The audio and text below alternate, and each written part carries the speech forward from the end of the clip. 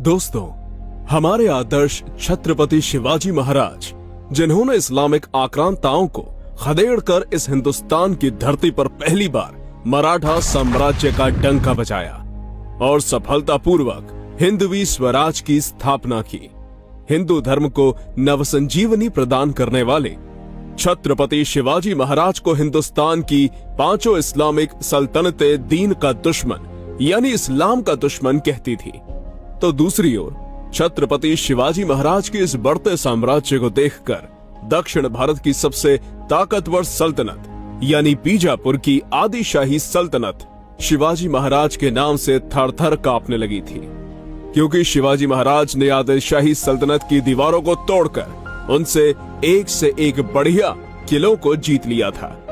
तब बड़ी बेगम यानी आदिल शाह की मां को समझ नहीं आ रहा था कि छत्रपति शिवाजी महाराज के बढ़ते साम्राज्य को कैसे रोका जाए। इसलिए बड़ी बेगम ने एक दिन दरबार में सभी ताकतवर सूरमाओं को इकट्ठा किया और कहने लगी, कौन पकड़ के लाएगा उस शिवाजी को। तब दरबार में जमे सभी सरदारों ने छत्रपति शिवाजी महाराज के डर से अपनी गर्दन नीचे झुका ली, क्योंकि उन्हें पता था कि शिवाजी महाराज से युद्ध करना मतलब मौत को दस्तक देना है। तब गुस्से में बड़ी बेगम बोली, क्या हमारे दरबार में एक भी मर्द नहीं बचा है जो उस शिवाजी को पकड़कर हमारे कदमों में ला सके। तभी ऐसे में एक सरदार आगे आया जो लगभग 7.5 फीट का था, जिसका नाम था अफजल खान, जो मूल रूप से उज्बेकिस्तान से था, और वो कहने लगा, मैं लाऊंगा शिवाजी को जिंदा या मुर्दा। अफजल खान की इस आवाज से आदिल शाही दरबार को एक बड़ी राहत मिल गई और दरबार के सभी लोग खुशी के मारे झूम उठे, क्योंकि इससे पहले अफजल खान ने मुगल बादशाह औरंगजेब को भी धूल चटा दी थी। ये अफजल खान आदिल शाही सल्तनत का सबसे ताकतवर और हुक्म का इक्का था। वो इतना ताकतवर था कि अगर वो किसी को अपनी बाहों में जकड़ ले तो उसकी वही तुरंत मौत हो जाती थी। और वो इतना क्रूर था कि शिवाजी महाराज से युद्ध करने से पहले उसने अपनी 63 बीवियों को कुएं में डुबाकर मौत के घाट उतार दिया था। इसके पीछे का कारण सिर्फ एक ही था कि अगर शिवाजी महाराज से युद्ध करते समय उसकी मौत हो जाती है तो उसकी ये बीवियां किसी और के साथ शादी ना कर लें। अब अफजल खान शिवाजी महाराज से युद्ध करने के लिए बीजापुर से निकल पड़ा, जिसके साथ 12,000 घुड़सवार, 11,000 पैदल सैनिक, 1500 बंदूकधारी सिपाही, 85 हाथी, 1200 ऊंट और 80 से 90 बड़ी तोपें थी। तो दूसरी तरफ छत्रपति शिवाजी महाराज के पास केवल 7,000 सैनिक और 6,000 घुड़सवार थे। अफजल खान को महाराष्ट्र के सह्याद्री पर्वतों पर अपने घोड़े, हाथी, तोपें लेकर चढ़ना संभव नहीं हो पा रहा था, क्योंकि सह्याद्री पर्वत की सैर सिर्फ 3 ही लोग कर सकते थे, पहला बाघ, दूसरा तूफान और तीसरे मराठे। इन तीनों के अलावा सह्याद्री पर्वत की सैर करना किसी के लिए भी संभव नहीं था।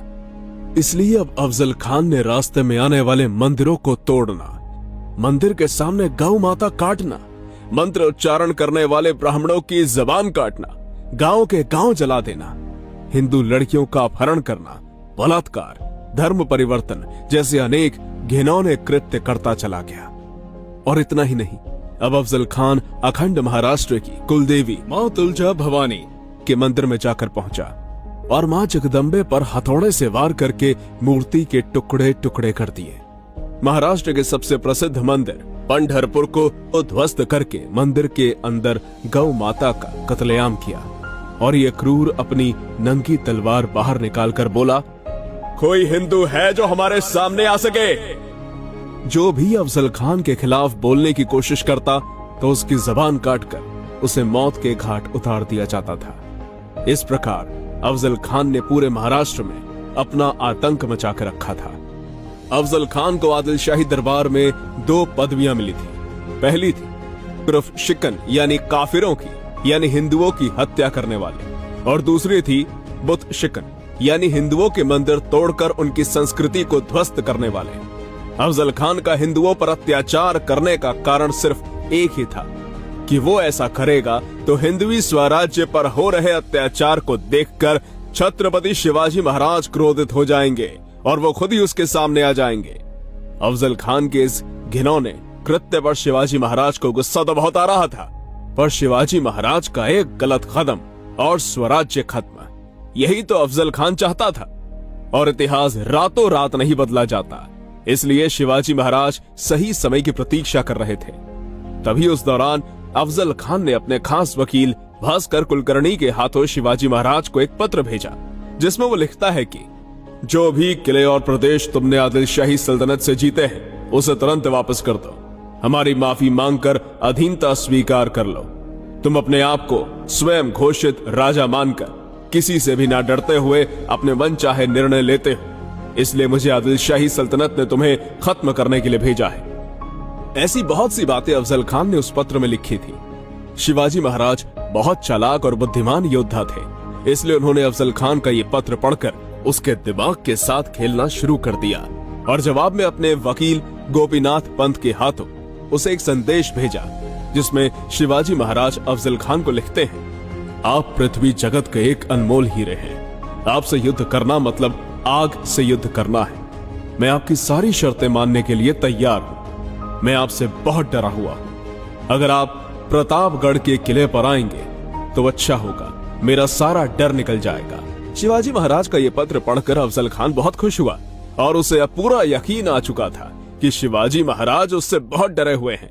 इसलिए वो तुरंत अपनी सेना को लेकर प्रतापगढ़ के किले पर आ पहुंचा, जिसके बाद अफजल खान और शिवाजी महाराज की मुलाकात के लिए प्रतापगढ़ किले के ठीक नीचे एक खास नक्शेदार शामियाना बनाया गया और अंत में शर्त अनुसार ये भी तय हुआ कि मुलाकात के दौरान दोनों को अपने साथ ज्यादा से ज्यादा 10 योद्धाओं को लेकर आना होगा, जिसमें से केवल उनके वकील ही शामियाने के अंदर उपस्थित होंगे।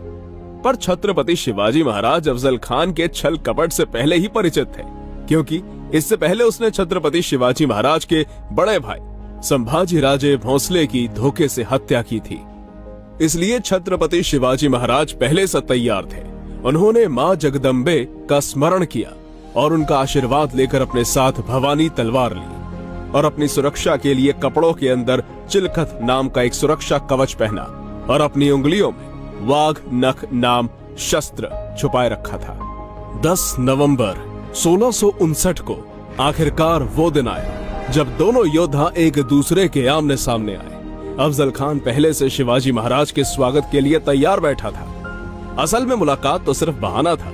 अफजल खान धोखे से शिवाजी महाराज को मारना चाहता था। अब अफजल खान शिवाजी महाराज से गले मिलने के लिए आगे बढ़ा और अफजल खान हंसते हुए बोला कि आओ आओ शिवाजी आओ, हमारे गले लग जाओ। जब शिवाजी महाराज अफजल खान के गले मिलने के लिए पास गए और तभी अफजल खान ने शिवाजी महाराज की गर्दन को अपनी बाजुओं में जोर से जकड़ लिया और अपनी कमर से कट्यार निकालकर शिवाजी महाराज की पीठ पर जोर से वार किया। पर शिवाजी महाराज ने पहले से ही चिलखत पहन रखा था, इसलिए अफजल का ये पहला वार नाकाम गया। इससे अफजल खान हड़बड़ा गया। उसे समझ नहीं आ रहा था कि कट्यार शिवाजी महाराज की पीठ में क्यों नहीं घुस रही है। तभी छत्रपति शिवाजी महाराज ने अपनी उंगलियों में छुपाए हुए बाघ नख को बाहर निकाला और सीधे अफजल खान के पेट में घुसेड़ दिया। अफजल खान का पूरा पेट बाघ नख से फाड़ दिया, जिससे उसकी आंतें बाहर आ गई। अफजल खान जोरों से चिल्लाने लगा, या अल्लाह, दगा दगा। उसके ये शब्द सुनकर अफजल खान का अंगरक्षक सैयद बंडा शामियाने में दौड़ता हुआ चला आया और वो शिवाजी महाराज पर पीछे से वार करता। तभी शिवाजी महाराज के अंगरक्षक जीवाजी महाले ने सैयद बंडा का हाथ काटकर हवा में उड़ा दिया। इसलिए मराठी में एक कहावत प्रसिद्ध हुई, होते जीवा म्हणून वाचले शिवा। लेकिन अभी भी अफजल खान के शरीर में जान बची हुई थी, इसलिए अफजल दौड़ते हुए शामियाने के बाहर आया और वो शिवाजी महाराज को पकड़ने की कोशिश करता। तभी शिवाजी महाराज ने भवानी तलवार उसके शरीर में घुसाड़कर वहीं पर उसे खत्म कर दिया और इस प्रकार छत्रपति शिवाजी महाराज के हाथों एक क्रूर राक्षस का अंत हुआ। दोस्त अफजल खान अपने तारीफ में खुद के सिक्कों पर कुछ इस प्रकार लिखता है कि गरार जुगुनाद सिपहर अल्लाह फजल फजला व फजल अफजल अजहर मुल्की बजाए तस्बी आवाज आयद अफजल अफजल। इसका मतलब अगर बड़े से बड़े आसमान से पूछा जाए कि इस पृथ्वी पर सबसे श्रेष्ठ इंसान कौन है, तो सभी जगह से एक ही नाम आएगा, अफजल अफजल।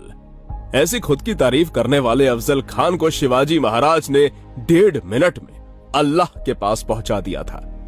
अफजल खान की मृत्यु होते ही शिवाजी महाराज ने तोप चलाने का आदेश दिया ताकि जंगल में छुपे मावलों को पता चले कि शिवाजी महाराज ने अफजल का वध कर दिया है और वो शूर मावले अफजल खान की सेना पर उनका काल बनकर टूट पड़े। इस घटना के बाद छत्रपति शिवाजी महाराज के नाम से हिंदुस्तान की सभी सल्तनतें थर थर कांपने लगी और शिवाजी महाराज की ख्याति देश विदेश में हवा की तरह फैल गई और ये सबको समझ आ चुका था कि शिवाजी महाराज कोई आम राजा नहीं है। इस तरह से शिवाजी महाराज ने हिंदवी स्वराज्य पर आए बड़े संकट को अपनी सूझबूझ और ताकत से आसानी से निपटा दिया। दोस्तों, आज के लिए इतना ही। मिलते हैं अगली वीडियो में नई जानकारी के साथ। अगर आपको वीडियो पसंद आई हो तो लाइक, कमेंट और शेयर जरूर कीजिए और हाँ, चैनल पर नए हैं तो सब्सक्राइब करना मत भूलिएगा